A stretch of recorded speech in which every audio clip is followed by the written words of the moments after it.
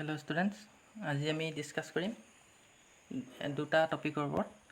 First হৈ গ'ল types of operating system আৰু এটা হৈ গ'ল বুটিং আপ প্ৰসেস, মানে অপাৰেটিং সিস্টেমটো আসলতে কেনেকৈ বুট হয়। ফাৰ্স্ট আমি চাই লওঁ টাইপস অফ অপাৰেটিং সিস্টেম। ওৱানত আছে সিঙ্গল ইউজাৰ OS, সেকেন্ডটো multi program OS, time sharing OS, real time OS, multi processing OS, distributed OS আৰু ইন্টাৰেক্টিভ OS। আমি ফাৰ্স্ট চাই লওঁ সিঙ্গল ইউজাৰ OS। এতিয়া সিঙ্গল ইউজাৰ OS হয় কি an operating system that allows a single user to perform only one task at a time is called single user operating system। মানে ইয়াত কি হয়, অপাৰেটিং সিস্টেমটা চলাবলৈ কি লাগিব, আমাৰ এজন ইউজাৰ লাগিব। এতিয়া এই টাইপৰ অপাৰেটিং সিস্টেমবিলাকত কি থাকে, অকল এজন ইউজাৰ এলাউ কৰে। এতিয়া এই সিঙ্গল ইউজাৰ OSটোকে আমি আকৌ দুটা সাব কেটেগৰি ডিভাইড কৰিব পাৰিম। ফাৰ্স্ট হৈ গ'ল সিঙ্গল টাস্ক OS, মানে single user single task OS। ইয়াত কি হয়, যোনটো অপাৰেটিং সিস্টেম থাকিব সি সিঙ্গল ইউজাৰ সাপোৰ্ট কৰিব আৰু সি সিঙ্গল টাস্কহে এট এ টাইম কি কৰিব পাৰিব, প্ৰসেস কৰিব পাৰিব। ইয়াকে কয় কি single user single tasking operating system. এতিয়া তাৰ ভিতৰত পৰিলে এক্সাম্পলত পৰি গ'ল MS-DOS, Microsoft disk operating system আৰু পাম OS। ইয়াৰ এতিয়া এডভান্টেজ কিছুমানো হ'ব পাৰে সিঙ্গল ইউজাৰ সিঙ্গল টাস্ক হোৱাৰ কাৰণে। ফাৰ্স্ট হৈ গ'ল এডভান্টেজটো, this operating system occupies less space in memory. এতিয়া ইয়াত হয় কি, যোনটো কিবা এটা জব এটা দিম সেইটো কি হ'ব, অকল সিঙ্গল হ'ব, মানে এট এ টাইম অকল এটা জবহে এটা প্ৰসেসহে কৰিব পাৰে। চ' ইয়াত কি হ'ব, যোনটো ৰেমখনত লেছ স্পেচ কি অকুপাই কৰিব পাৰিব। আৰু ডিসএডভান্টেজটো হৈ গ'ল যে এটা টাইমত অকল এটা টাস্কহে পাৰফৰ্ম কৰিব পাৰে। তাৰপিছত আহি গ'ল 2 নম্বৰটো সিঙ্গল ইউজাৰ মাল্টিটাস্কিং OS। ইয়াত কি হয়, অপাৰেটিং সিস্টেমটোত OS ইউজাৰ থাকিব এজন, কিন্তু মাল্টিপল টাস্ক পাৰফৰ্ম কৰিব পাৰে এট এ টাইম। ইয়াকে কয় single user multi operating system. ইয়াত এক্সাম্পলত আহি গ'ল মাইক্ৰ'ছফ্ট উইণ্ডোজ, মেকিনটছ OS, মানে মেক OSৰ কথা কৈছে। তাৰপাছত আহি গ'ল মাল্টি প্ৰগ্ৰাম OS। এতিয়া মাল্টি প্ৰগ্ৰাম OSটো কি হৈছে, unlike single program OS, this is multi user OS। ইয়াত কি হয়, মাল্টিপল ইউজাৰ থাকে এই অপাৰেটিং সিস্টেমটোত, আৰু কি কৰে, মাল্টিপল প্ৰগ্ৰাম সাপোৰ্ট কৰে। More than one user can be supported by it. এতিয়া মোৰ দেন ওৱান ইউজাৰ হোৱাৰ লগে লগে কি হ'ল, যোনবিলাক প্ৰগ্ৰাম থাকিব, তেনেহ'লে যদি দুজন ইউজাৰ আছে তেনেহ'লে দুইজনৰ যোনটো প্ৰগ্ৰাম হ'ব, দুইজন ইউজাৰ প্ৰগ্ৰামবিলাক মেমৰিত লোড হৈ থাকে। তাৰপাছত আহি গ'ল টাইম শ্বেয়াৰিং OS। এইটো অপাৰেটিং সিস্টেমত কি হয়, ইন টাইম শ্বেয়াৰিং OS যোনটো প্ৰচেছৰ টাইম থাকিব সেইটো মাল্টিপল ইউজাৰৰ মাজত কি কৰি দিয়া হয়, প্ৰচেছৰ টাইমটো ভাগ কৰি দিয়া হয়। এতিয়া দুজন ইউজাৰ যদি থাকে তেনেহ'লে প্ৰচেছৰ টাইমটো এজনক 1 মিনিট দিব আৰু আনজনক 1 মিনিট দিব। এইটোৱে হৈ গ'ল টাইম শ্বেয়াৰিং অপাৰেটিং সিস্টেম। তাৰপিছত নেক্সট আহি গ'ল ৰিয়েল টাইম অপাৰেটিং সিস্টেম। এতিয়া ৰিয়েল টাইম অপাৰেটিং সিস্টেমত কি থাকিব, কিছুমান ডেডলাইন থাকিব, মানে এটা পাৰ্টিকুলাৰ টাইমৰ ভিতৰতে তাৰ যিকোনো এটা টাস্ক সি কি কৰিব, পাৰফৰ্ম কৰি শেষ কৰিব লাগিব। ইয়াৰ মানে ফিক্স ডেডলাইন থাকে এটা, আৰু হ'ব, আৰু সেই ডেডলাইনটোৰ ভিতৰতে সি কামটো কমপ্লিট কৰিব লাগিব। যি প্ৰচেছ দিয়া হয় সেইটো সি এণ্ড কৰিব লাগিব। ইয়াকে কয় ৰিয়েল টাইম OS। এতিয়া ৰিয়েল টাইম OSৰ যদি আমি এক্সাম্পল চাব যাওঁ তেনেহ'লে হ'ব আমাৰ যোনবিলাক অভেন আছে, মাইক্ৰ'ৱেভ অভেন, তাৰপিছতে আহিলে ৱাশ্বিং মেচিন। সেইবিলাক কি হয়, আমি এটা টাইম ছেট কৰি দিওঁ আৰু সেই টাইমটোৰ ভিতৰতে সি কি কৰে, তাৰ যিটো জব দিয়া হয় সেইটো সি কমপ্লিট কৰে। সেইকাৰণে ইয়াক কি কোৱা হয় ৰিয়েল টাইম OS বুলি কোৱা হয়। নেক্সট আহি গ'ল multi processing OS। Multi processing মানে কি মাল্টিপুল প্ৰচেছ। ইয়াত কি হয় মাল্টিপুল প্ৰচেছিঙত ইয়াত মোৰ দেন ওৱান CPU ইউজ কৰা হয়, প্ৰচেছৰ ইউজ কৰা হয়। এতিয়া more than one CPU use কৰাৰ লগে লগে ইয়াৰ কেপেবিলিটিটো বাঢ়ি যায়, এবিলিটিটো বাঢ়ি যাব, মানে এটাতকৈ বেছি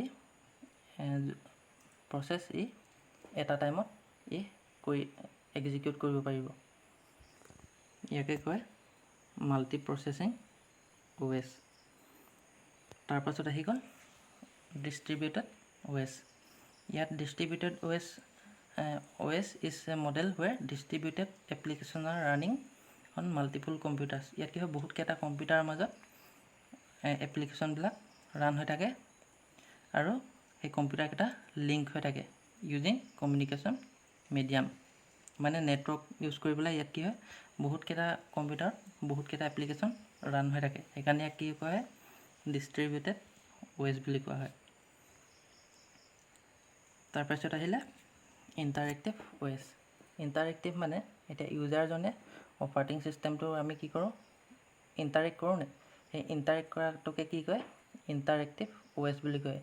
ইণ্টাৰেক্টিভ OSত থাকিব গ্ৰাফিকেল ইউজাৰ ইণ্টাৰফেচ। আমি যোনবিলাক দেখি এতিয়া মাই কম্পিউটাৰ আইকনটো দেখি আমি মাই কম্পিউটাৰটো ডাবল ক্লিক কৰোঁ, এতিয়া সেইবিলাক পৰি যায় গ্ৰাফিকেল ইউজাৰ ইণ্টাৰফেচত। এতিয়া আজিকালি যিমানবিলাক অপাৰেটিং চিষ্টেম আছে বেছিভাগতে গ্ৰাফিকেল ইউজাৰ ইণ্টাৰফেচ থাকে আৰু সেইকাৰণে এইবিলাকক ইণ্টাৰেক্টিভ OS বুলিও কোৱা হয়। এতিয়া আমি চাই লওঁ অপাৰেটিং চিষ্টেমটো আচলতে বুট কেনেকৈ হয়। এতিয়া বুটটো ক'ত হ'ব মেইন মেমৰিত হ'ব, মানে অপাৰেটিং চিষ্টেমৰ ফাইলখিনি মেইন মেমৰিলৈ ফাৰ্ষ্ট মেইন মেমৰিত লোড হ'ব লাগিব।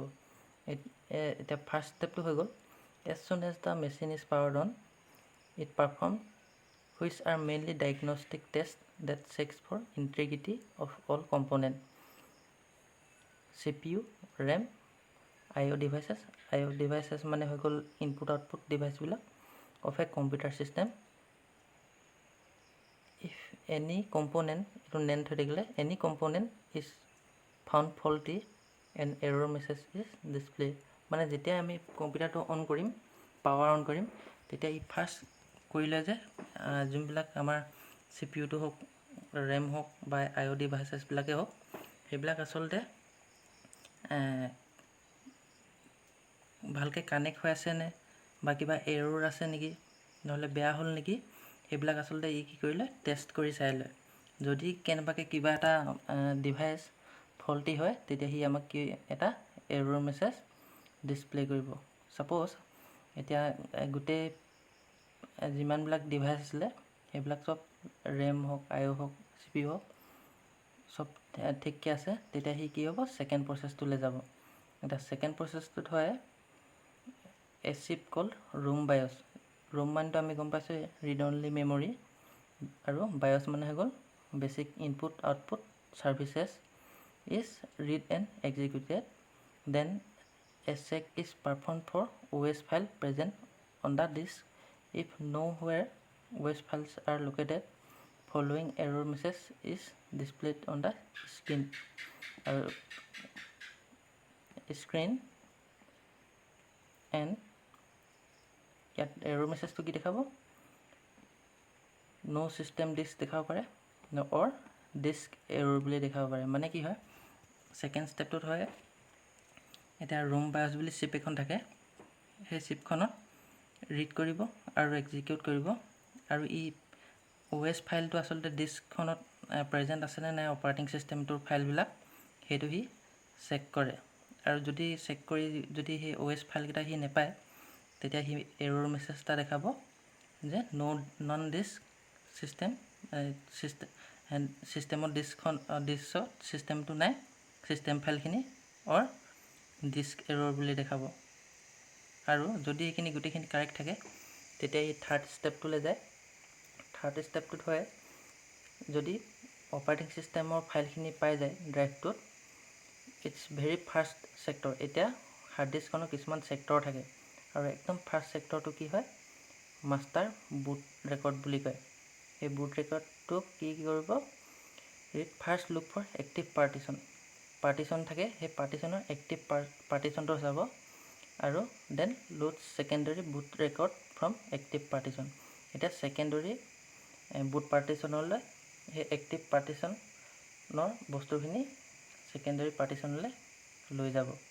এতিয়া থাৰ্ড ষ্টেপটো হোৱাৰ লগে লগে ইয়াৰ কি হ'ব, দিছ secondary boot record now loads and run boot loader program. এতিয়া ছেকেণ্ডেৰী বুট ৰেকৰ্ডটোৱে কি কৰিব, loads and run boot loader program. Boot loader program এটা থাকে, সেই বুট লোডাৰ প্ৰগ্ৰেমটো ৰান কৰিব ছেকেণ্ডেৰী বুট ৰেকৰ্ডে লোড কৰি। এতিয়া চব OSতে এতিয়া কিছুমান বুট লোডাৰ প্ৰগ্ৰেম থাকিবই অপাৰেটিং ছিষ্টেমটো মেইন মেমৰিত লোড কৰিবলৈ। এইটো হৈ গ'ল, মানে এনেকৈ এইটো ষ্টেপতে অপাৰেটিং ছিষ্টেমবিলাক আমাৰ ষ্টাৰ্ট হয়।